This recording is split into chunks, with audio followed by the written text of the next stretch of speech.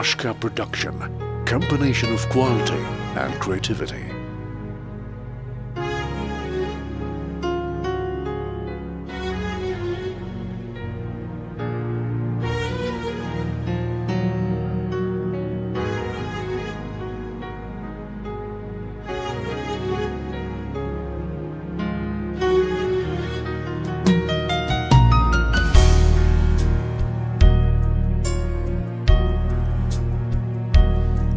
Her şey seninle güzel, yolda yürümek bile olmayacak, düşlerin peşinde koşmak bile.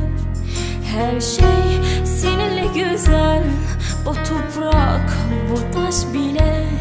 İçimdeki bu korku, gözündeki bu yaş bile.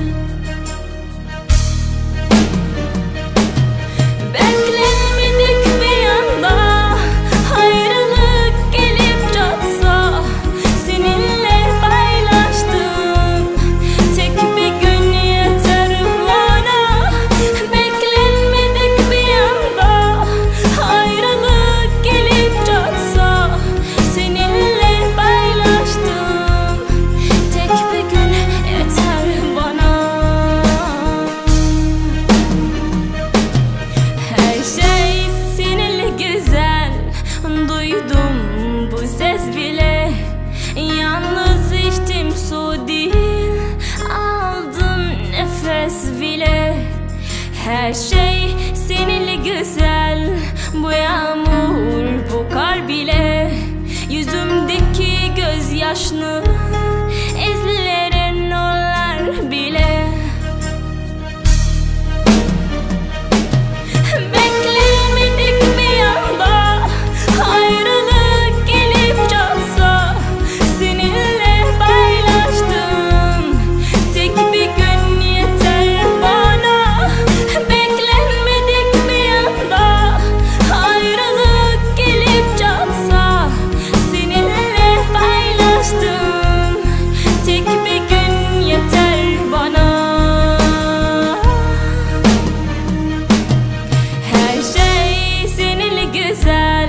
Duydum bu ses bile, yalnız içtim su değil, aldım nefes bile.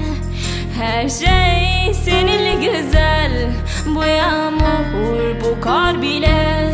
Yüzümdeki gözyaşının izleri